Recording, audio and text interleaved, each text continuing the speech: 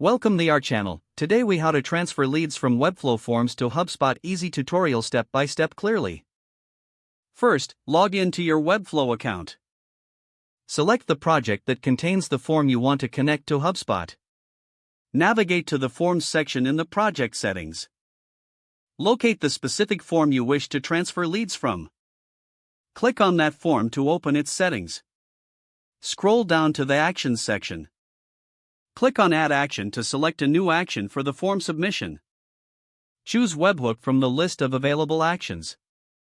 Open a new tab and log into your HubSpot account. In HubSpot, navigate to your account settings. Find the Integrations section in the left sidebar. Select Webhooks to create a new webhook URL.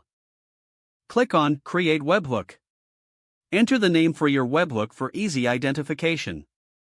Next, you will need to copy the webhook URL provided by HubSpot. Return to the Webflow tab.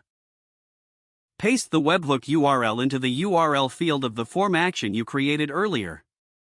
Ensure you select the post method for the request.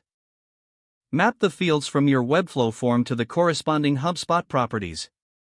You can do this by ensuring the field names in Webflow match those in HubSpot.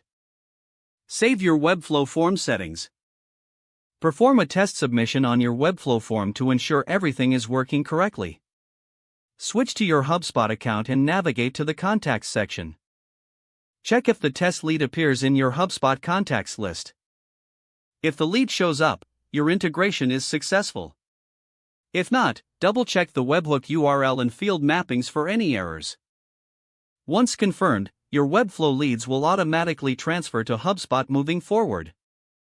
If the page does not load, refresh the browser or try again in a private or incognito window.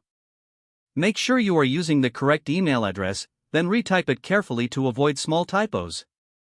Don't forget to like this video and subscribe to our channel for more step-by-step tech guides.